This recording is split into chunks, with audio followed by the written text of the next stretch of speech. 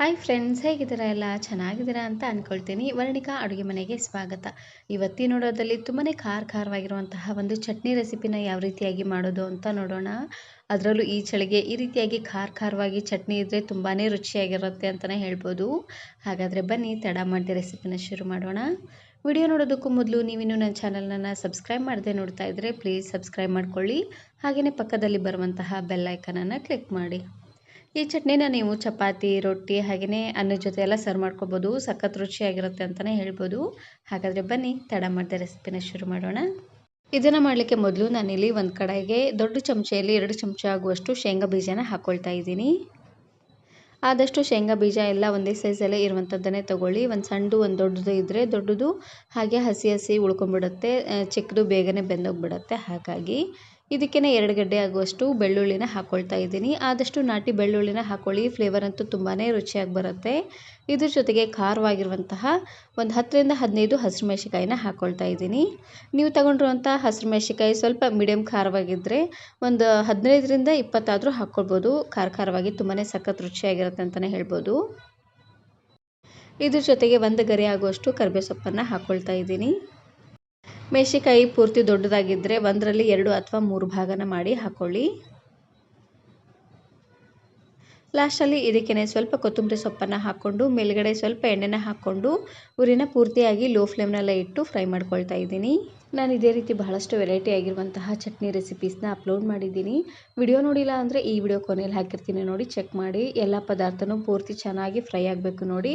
ಅಲ್ಲಿವರೆಗೂ ಲೋ ಫ್ಲೇಮ್ನಲ್ಲೇ ಇಟ್ಟು ಈ ರೀತಿಯಾಗಿ ಫ್ರೈ ಮಾಡ್ಕೊಂಡು ತಗೊಳ್ಳಿ.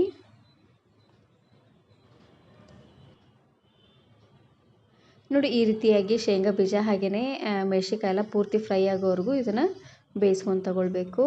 ಮೆಣಸಿನ್ಕಾಯಿ ಮೀಡಿಯಮ್ ಖಾರವಾಗಿದ್ದರೆ ಮೆಣಸಿನ್ಕಾಯಿನ ಸ್ವಲ್ಪ ಜಾಸ್ತಿ ಅನ್ನೋಂಗೆ ಹಾಕ್ಕೊಳ್ಳಿ, ಚೆನ್ನಾಗಿರುತ್ತೆ. ಮೆಣಸಿನ್ಕಾಯಿ ಪೂರ್ತಿ ಖಾರವಾಗಿದ್ದರೆ ಸ್ವಲ್ಪ ಅನ್ನೋಂಗೆ ಹಾಕ್ಕೊಳ್ಳಿ, ಚೆನ್ನಾಗಿರುತ್ತೆ.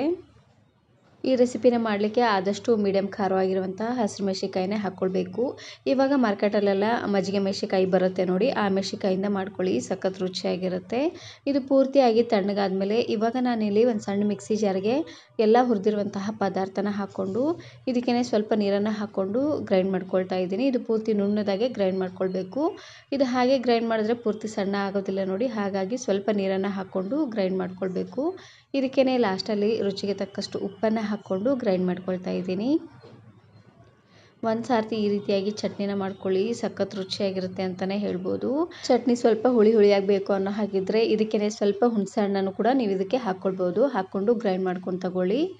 ನೋಡಿ ಈ ರೀತಿಯಾಗಿ ನುಣ್ಣದಾಗೆ ಇದನ್ನು ಗ್ರೈಂಡ್ ಮಾಡ್ಕೊಳ್ಬೇಕು. ನೋಡ್ತಾ ಇರ್ಬೋದು ಚಟ್ನಿ ಎಷ್ಟು ಹಸಿರಾಗಿ ಕಾಣ್ತಾ ಇದೆ ಅಂತ. ಮೆಣಸಿನ್ಕಾಯಿನ ಹಾಕಿರೋದ್ರಿಂದನೇ ಈ ರೀತಿಯಾಗಿ ಪೂರ್ತಿ ಹಸಿರಾಗಿ ಬಂದಿದೆ. ಇದನ್ನು ನೀವು ಬಿಸಿ ಆಗಿರುವಂತಹ ಅನ್ನದ ಜೊತೆಗೆ ಈ ಚಟ್ನಿ ಹಾಗೆಯೇ ಸ್ವಲ್ಪ ಮೇಲ್ಗಡೆ ತುಪ್ಪನ ಹಾಕ್ಕೊಂಡು ತಿಂತಾ ಇದ್ದರೆ ತುಂಬಾ ಚೆನ್ನಾಗಿರುತ್ತೆ. ಎಲ್ಲರೂ ಊಟ ಮಾಡಿದ ತಕ್ಷಣ ಚಟ್ನಿ ಏನಾದರೂ ಸ್ವಲ್ಪ ಉಳಿದ್ರೆ ಫ್ರಿಜ್ಜಲ್ಲಿ ಇಟ್ಟು ತಿನ್ಕೊಳ್ಬೋದು.